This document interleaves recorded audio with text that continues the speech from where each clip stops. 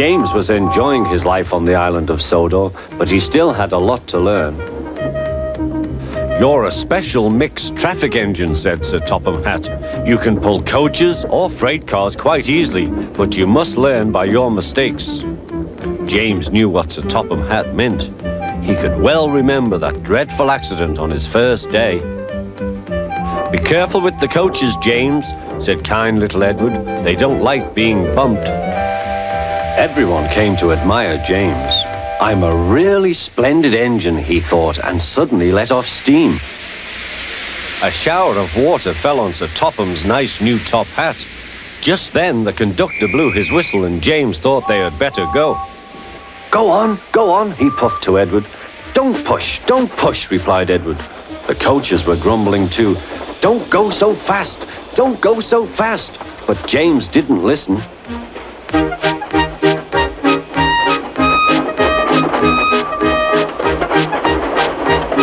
When at last they stopped at the next station, 2 coaches were beyond the platform. They had to go back to let the passengers out. But no one seemed to know about Sir Topham's new hat, so James felt happier. Presently they came to the station where Thomas was waiting with his 2 coaches. "Hello, James," said Thomas. "Feeling better?" "That's right." "Oh, that's my conductor's whistle. I must go. I don't know what Sir Topham Hatt would do without me to run this branch line." And he puffed off importantly. Edward and James passed the field where James had had his accident. The fence was mended and the cows were back again.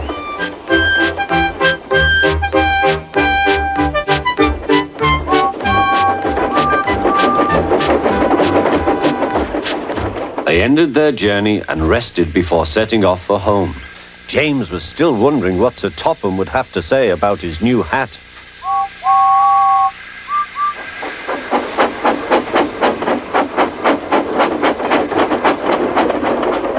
Next morning, he spoke severely to James. "If you can't behave, I shall take away your red coat and have you painted blue." James didn't like that at all. He was very rough with the grumbling coaches as he brought them to the platform. "Don't talk, come on," he called to them. "Gordon never has to fetch his own coaches," he thought to himself, "and he's only painted blue." To make James even more cross, this time no one came near him.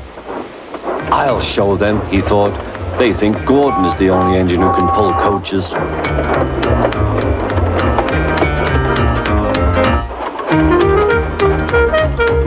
"Hurry, hurry, hurry," puffed James. "You're going too fast, you're going too fast," replied the coaches. James laughed and tried to go faster, but the coaches wouldn't let him. "We're going to stop," they said. "We're going to stop."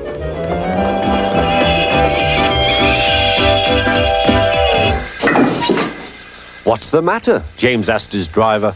"The brakes are hard on. Leak in the pipe, most likely. You've banged the coaches enough to make a leak in anything." "How shall we mend it?" said the conductor. "We'll do it with newspaper and a leather bootlace," replied the driver. "Well, where is the bootlace coming from?" asked the conductor. "Ask the passengers," said the driver. "You have a leather bootlace there, I see, sir," said the conductor to a smartly dressed man. "Please give it to me." "I won't," said the man. "Then," said the conductor, "I'm afraid the train will just stop where it is." The passengers all said what a bad railway it was. Then they told the man how bad he was instead. Everyone was very cross. At last he handed his laces over. The driver tied a pad of newspaper tightly round the hole in the brake pipe, and James was able to pull the train.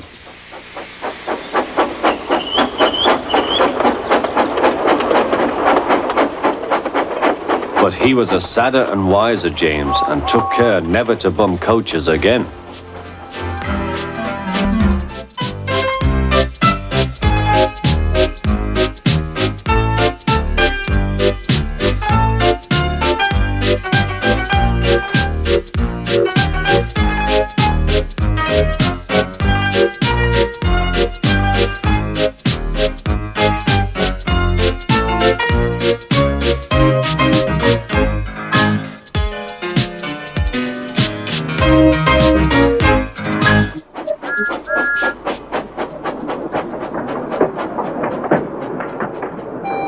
James had not seen the Fat Controller for several days. He was left alone for being naughty, and was not even allowed out to push coaches and trucks in the yard. Oh dear, he thought, I shall have to stay in the shed for always, and no one will see my red coat again. All because I went so fast I made a hole in one of my coaches that had to be mended with, of all things, a passenger's bootlace. At last the Fat Controller arrived. I see you are sorry, James, he said. I hope now that you will be a better engine. You have given me a lot of trouble. People are laughing at my railway, and I don't like that at all. I'm very sorry, sir, said James. I will try hard to behave. That's a good engine, said the Fat Controller. I want you to pull some trucks for me. James was delighted and puffed away.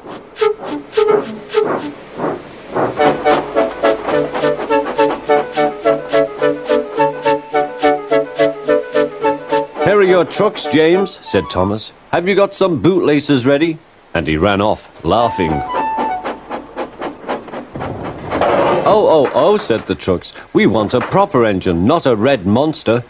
James took no notice and started as soon as the guard was ready. Come along, he puffed. We won't, screamed the trucks. But James didn't care, and he pulled the screeching trucks sternly out of the station.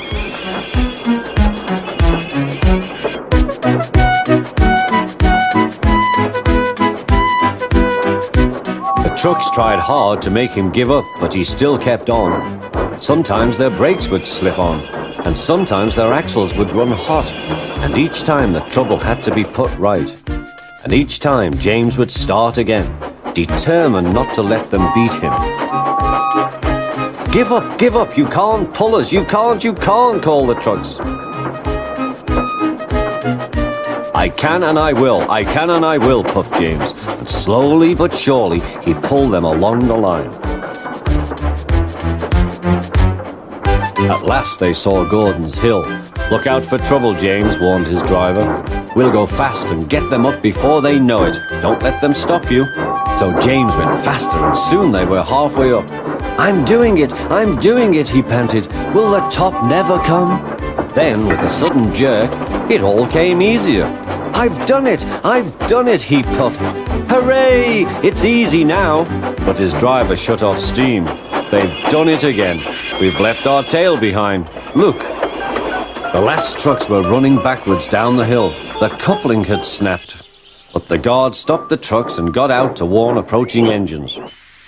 That's why it was easy, said James, as he backed the other trucks carefully down. What silly things trucks are. There might have been an accident. Shall I help you, James? Called Edward. No, thank you, answered James. I'll pull them myself. Good. Don't let them beat you. You're doing well, whistled Edward, as James slowly struggled up the hill. I can do it, he puffed. He pulled and puffed as hard as he could. I've done it, he panted.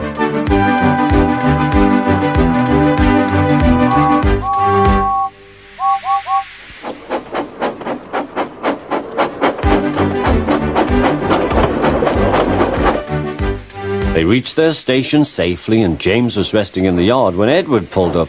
Peep, peep, he whistled. Then James saw the Fat Controller. Oh dear, what will he say, he asked himself. But the Fat Controller was smiling.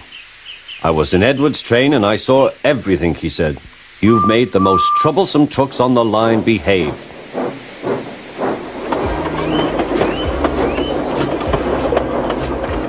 After that, you deserve to keep your red coat.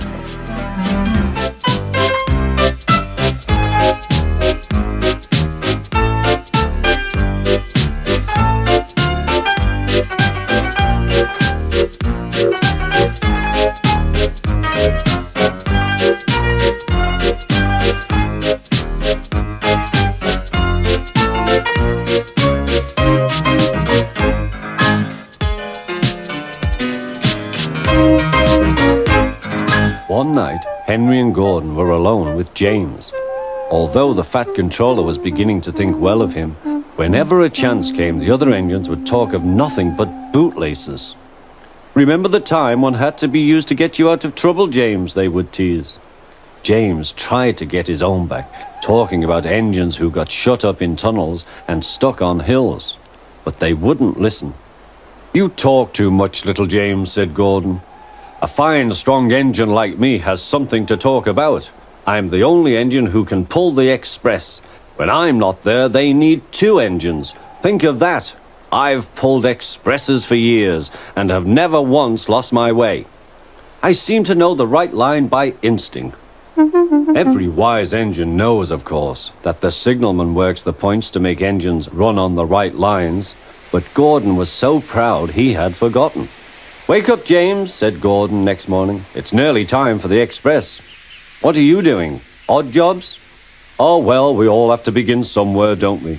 Run along now and get my coaches. Don't be late." James went to get Gordon's coaches. They were all shining with lovely new paint. He was careful not to bump them, and they followed him smoothly into the station, singing happily, "We're going away, we're going away." "I wish I was going with you," said James. "I should love to pull the express and go flying along the line." Gordon, with much noise and blowing of steam, got ready to back onto the train.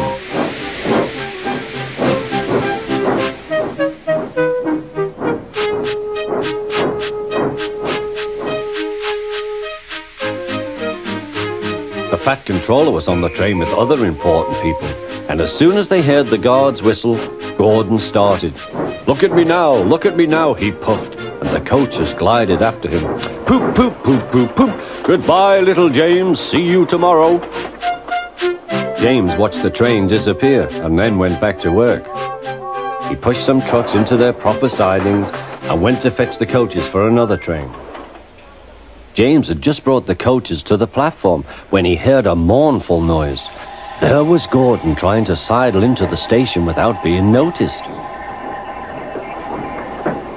"Hello, Gordon. Is it tomorrow?" asked James. Gordon didn't answer. He just let off steam feebly. "Did you lose your way, Gordon?" said James. "No, it was lost for me. I was switched off the main line onto the loop. I had to go all round and back again." "Perhaps it was instinct," said James. Meanwhile, all the passengers hurried to the booking office. "We want our money back," they shouted. But the Fat Controller climbed on a trolley and blew the guard's whistle, so loudly that they all stopped to look at him. Then he promised them a new train at once.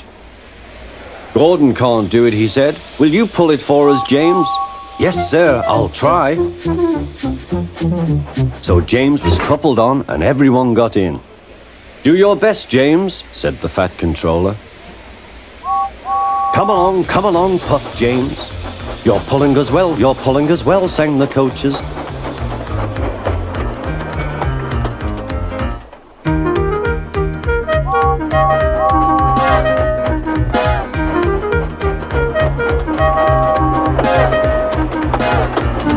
Bridges and stations flashed by, the passengers cheered, and they soon reached the station. Everyone said thank you to James, and the Fat Controller was very impressed. "Well done," he said. "Would you like to pull the express sometimes?" "Yes, please," answered James. Next day, when James came by, Gordon was pushing trucks. "I like some quiet work for a change," he said. "I'm teaching these trucks manners. You did well with those coaches, I hear." "Good, we'll show them." And he gave his trucks a bump. James and Gordon are now good friends. James sometimes takes the express to give Gordon a rest. Gordon never talks about bootlaces, and they are both quite agreed on the subject of trucks.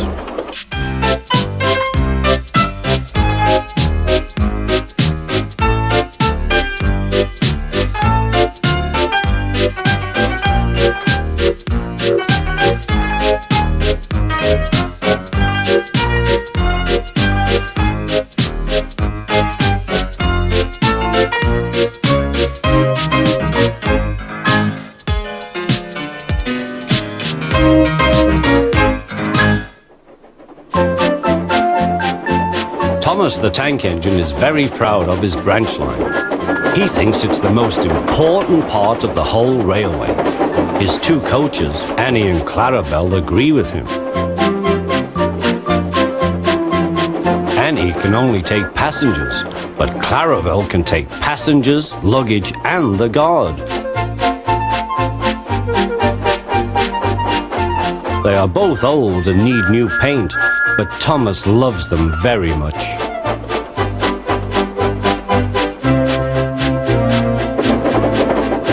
As they run backwards and forwards along the line, they sing songs to each other. When Thomas starts from a station, he sings, "Oh, come along, we're rather late. Oh, come along, we're rather late." And the coaches sing, "We're coming along, we're coming along." They don't mind what Thomas says to them, because they know he is trying to please the fat controller. And they know, too, that if Thomas is cross, he's not cross with them. One day they had to wait for Henry's train, which made Thomas very cross. How can I run my line properly if Henry is always late? He doesn't realize that the fat controller depends on me. Thomas whistled impatiently. He wanted to leave, but he had to wait for Henry's passengers.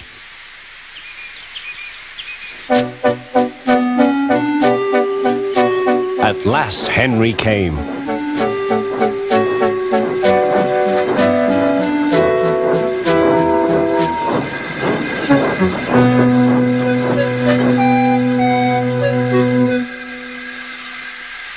"Where have you been, lazybones?" asked Thomas. "Oh dear, my system is out of order. No one understands my case. You don't know what I suffer," moaned Henry. "Rubbish," said Thomas. "You're too fat. You need exercise." The guard blew his whistle and Thomas started so quickly that he left him behind. The guard waved his red flag to stop Thomas, but he was well on his way, steaming out of the station. Come along, puffed Thomas. But Clarabelle didn't want to come. "I've lost my nice guard. I've lost my nice guard," she sobbed. Annie tried to tell Thomas what had happened. "We haven't a guard. We haven't a guard." But he was hurrying and wouldn't listen. Annie and Clarabelle tried to put on their brakes, but they couldn't without the guard. "Where is our guard? Where is our guard?" they cried. But Thomas didn't stop till they came to a signal. "Bother that signal," said Thomas. "What's the matter?" "I don't know," said his driver. "The guard will tell us in a minute." They waited and waited, but the guard didn't come. "Peep, peep, peep, peep." "Where is the guard?" whistled Thomas. "We've left him behind," sobbed Annie and Clarabelle together.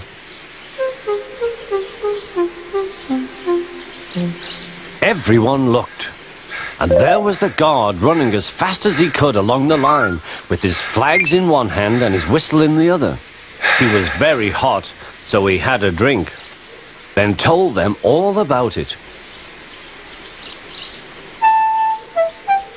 "I'm very sorry, Mr. Guard," said Thomas. "It wasn't your fault, Thomas," he replied. "Look, the signal is down. We can go. Let's make up for lost time."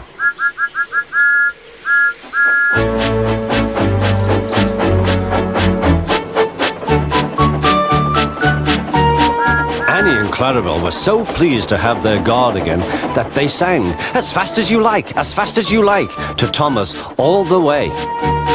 They reached the end of the line quicker than ever before.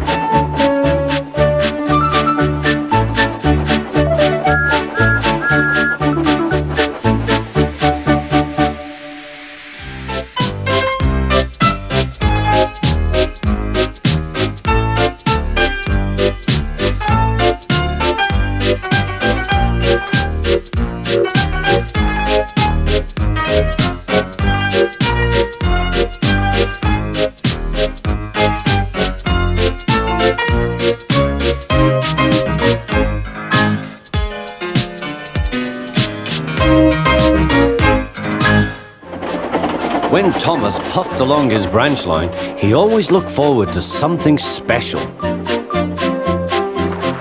The sight of the river.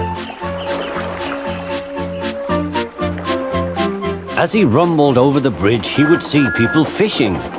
Thomas often wanted to stay and watch, but his driver said no. What would the Fat Controller say if we were late? Every time he met another engine, he would say, "I want to fish." But they all had the same answer. "Engines don't go fishing." Silly stick in the muds, thought Thomas.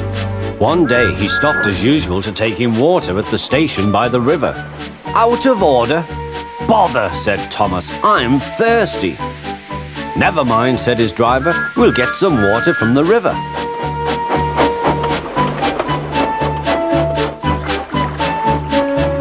They found a bucket and some rope and went to the bridge.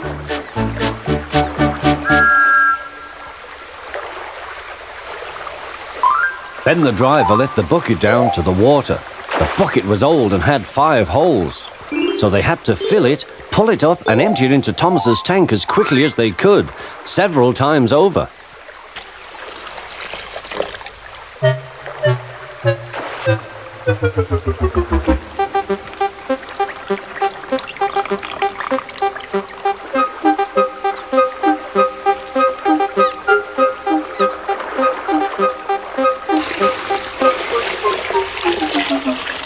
They finished at last. That's good, puffed Thomas, and Annie and Clarabelle ran happily behind.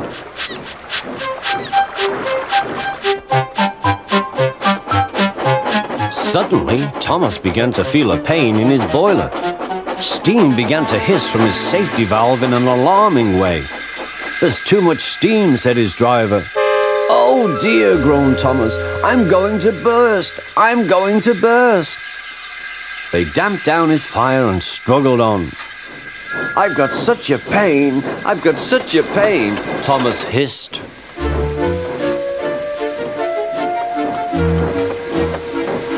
They stopped just outside the last station, uncoupled Annie and Clarabelle, and ran Thomas, who was still hissing fit to burst, on a siding right out of the way.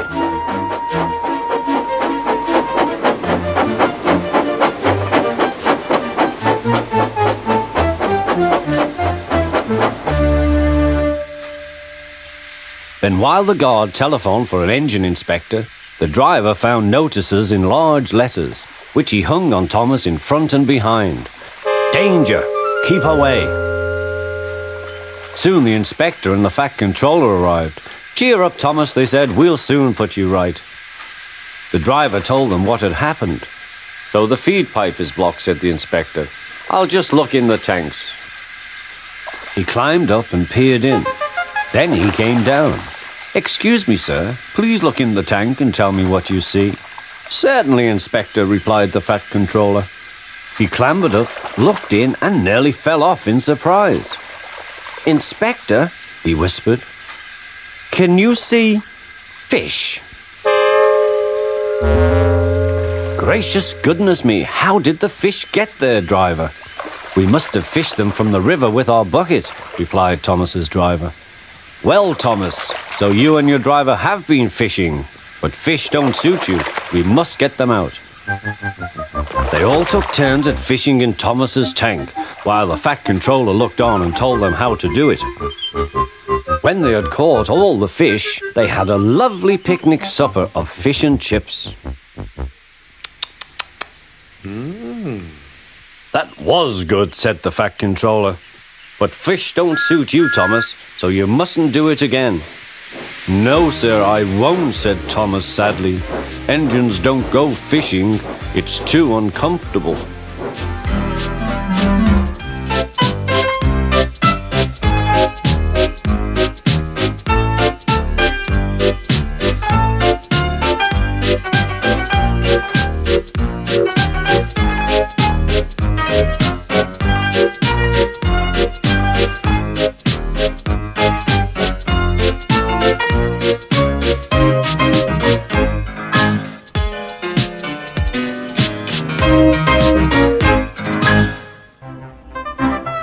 Autumn had come to the island of Sodor. The fields were changing from yellow stubble to brown earth, and a tractor was hard at work as Thomas puffed along.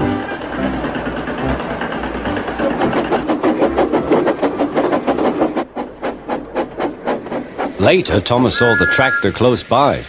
"Hello," said the tractor. "I'm Terence. I'm ploughing." "I'm Thomas. I'm pulling a train." "What ugly wheels you've got." "They're not ugly. They're caterpillars," said Terence. "I can go anywhere. I don't need rails." "I don't want to go anywhere," said Thomas. "I like my rails, thank you." Winter came with dark clouds full of snow. "I don't like it," said Thomas's driver. "A heavy fall is coming. I hope it doesn't stop us." "Huh," said Thomas. "Soft stuff, nothing to it." And he puffed on, feeling cold but confident. They finished their journey safely, but by now the country was covered. "You'll need your snowplow for the next journey, Thomas," said his driver. "Puh! Snow is silly soft stuff. It won't stop me." The snowplow was heavy and uncomfortable and made Thomas cross. He shook it and he banged it, and when they got back, it was so damaged that the driver had to take it off. "You're a very naughty engine," he said to Thomas. Next morning, Thomas's driver and fireman came early and worked hard to mend the snowplow, but they couldn't make it fit. Thomas was pleased. "I shan't have to wear it. I shan't have to wear it," he puffed to Annie and Clarabelle. But they were rather worried. "I hope it's all right. I hope it's all right," they whispered to each other. The driver was worried too. "It's not bad here," he said to the fireman, "but it's sure to be deep in the valley." "Silly soft stuff," puffed Thomas. "I didn't need that stupid old thing yesterday, and I shan't today. Snow can't stop me." He rushed into a tunnel thinking how clever he was, but there was trouble ahead. "Cinders and ashes," said Thomas. "I'm stuck." And he was. "Back, Thomas, back," said his driver. Thomas tried, but his wheels spun and he couldn't move.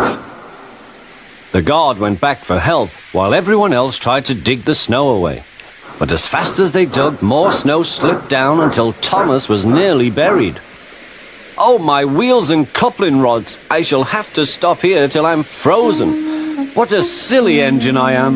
And Thomas began to cry.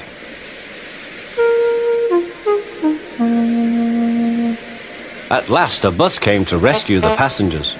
And then, who should come to Thomas's rescue but Terence? Snow never worries him.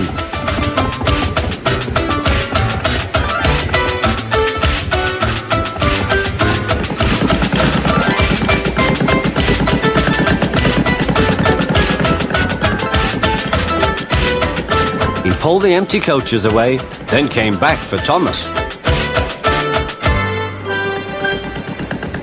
Thomas's wheels were clear but still spun when he tried to move. Terence tugged and slipped and slipped and tugged, and at last dragged Thomas clear of the snow, ready for the journey home.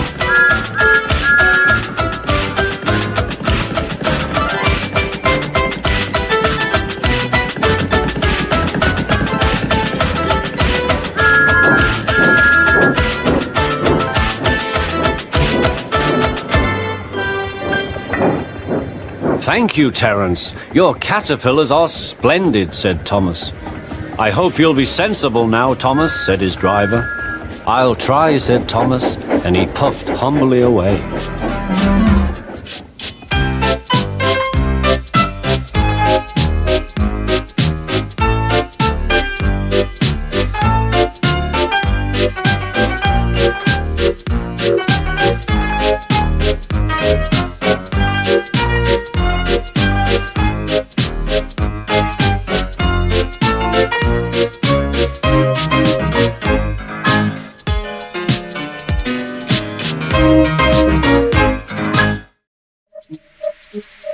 Thomas was waiting at a junction when a bus arrived.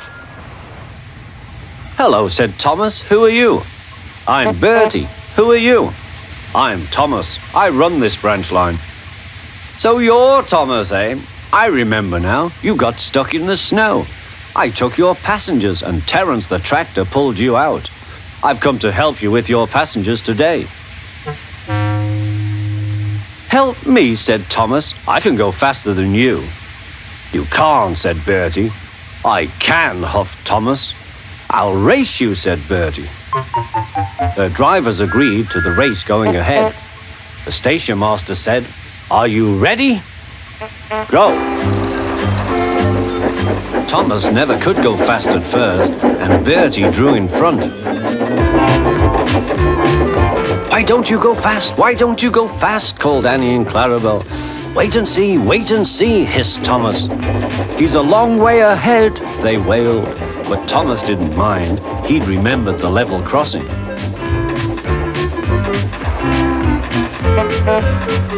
There was Bertie fuming at the gates while they sailed gaily through.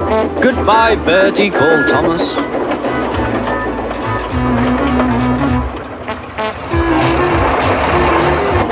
After that, the road left the railway, so they couldn't see Bertie.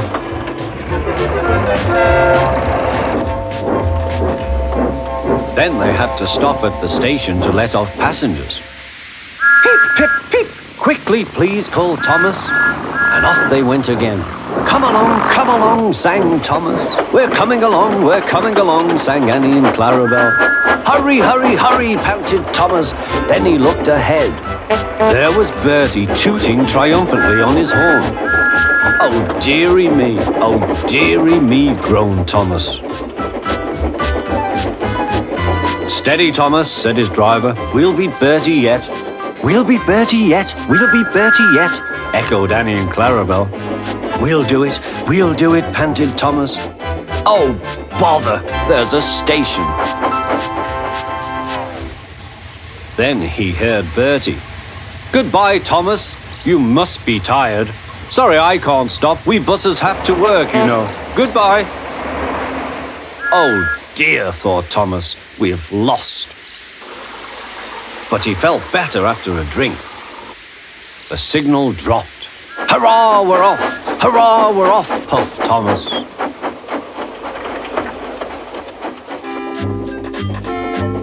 As they crossed the bridge, they heard an impatient honk, honk. There was Bertie waiting at the traffic lights. He started with a roar and chased on after Thomas again. Now Thomas reached his full speed. Bertie tried hard, but Thomas was too fast.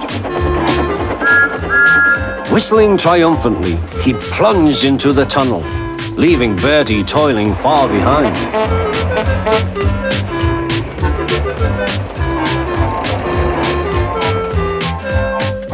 We've done it, panted Thomas.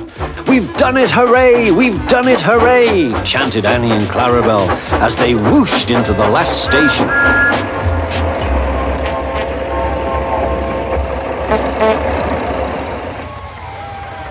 Everyone was there to celebrate Thomas's victory, but they gave Bertie a big welcome too.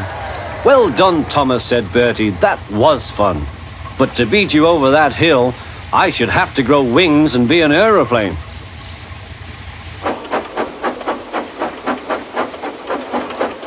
They now keep each other very busy. They often talk about their race, but Bertie's passengers don't like being bounced like peas in a frying pan. And Sir Topham Hatt has warned Thomas not to race at dangerous speeds. So although, between you and me, they would like to have another race, I don't think they ever will. Do you?